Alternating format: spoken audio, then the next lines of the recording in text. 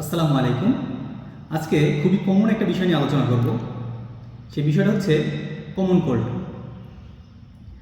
এই ভিডিওতে আমরা কমন কোল্ড কী, কমন কোল্ড কেন হয়, এর সাইন সিমটম কী, এটা ট্রিটমেন্ট কী, এবং কমন কোল্ড যদি বেশি দিন কারো থাকে তাহলে এতে কী কী কমপ্লিকেশন হয় আমরা সেই বিষয়গুলো নিয়ে জানব।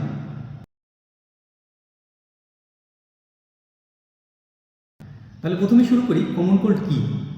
কমন কোল্ড হচ্ছে viral inflammation of nose and nasopharynx. তবে এটা ভাইরাল ছাড়াও ব্যাকটেরিয়া দিয়েও হতে পারে। কমন ভাইরাসের মধ্যে রয়েছে অ্যাডিনোভাইরাস, রাইনোভাইরাস, এই টাইপের ভাইরাসগুলো দিয়ে হয়। সাইন সিমটমগুলোর মধ্যে রয়েছে আমাদের নাকের পিছনের অংশে বার্নিং সেন্সেশন হয়, অনবরত নাক থেকে পানি পড়ে, নাক বন্ধ হয়ে যায়, তারপর হাঁচি আসে, সাথে হচ্ছে আমাদের বডি পেইন থাকে, হেডেক থাকে, ম্যালাইস হয়। এই সাইন সিমটমগুলো নর্মালি দেখা যায়। তবে আবার জ্বরও থাকতে পারে। কমন কোল্ডের ট্রিটমেন্টের মধ্যে রয়েছে প্রথমে বেড রেস্টে থাকতে হবে, পাশাপাশি হচ্ছে অনেক বেশি পরিমাণ ফ্লুইড খাবার খেতে হবে, হোক সেটা পানি, জুস বা ডাবের পানি, অন্য যে কোনো কিছু, এটা ফ্লুইড টাইপের খাবার দাবার খেতে হবে। সাথে কিছু ড্রাগ ট্রিটমেন্ট রয়েছে, যেমন হচ্ছে অ্যান্টিহিস্টামিন, তারপরে রয়েছে নন অ্যাসপিরিন টাইপের যে এনএসএআইডি রয়েছে, এগুলো যদি বডি পেইন বেশি হয়।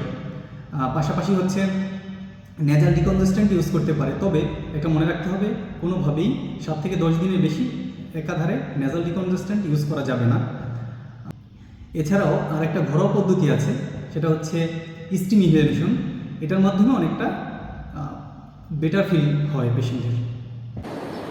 আচ্ছা, এখন আমরা কমপ্লিকেশন নিয়ে কিছু কথা বলি। কমপ্লিকেশনগুলোর মধ্যে রয়েছে সাইনোসাইটিস, ফ্যারিঞ্জাইটিস, টনসিলাইটিস, ব্রঙ্কাইটিস, এমনকি নিউমোনিয়াও হতে পারে। আচ্ছা, এই কমপ্লিকেশনগুলো তখনই হবে যখন কমন কোল্ডটা অনেক দিন ধরে আছে এবং এটা আনট্রিট আছে, মানে কেউ চিকিৎসা নিচ্ছে না বা অনেক দিন ধরে আছে, তখন হচ্ছে এই কমপ্লিকেশনগুলো ডেভেলপ করতে পারে। স্বাস্থ্য বিষয়ক এমন ভিডিও পাওয়ার জন্য ডক্টর ইমিউন মাইন্ডকে ফলো দিয়ে রাখতে পারেন। ধন্যবাদ।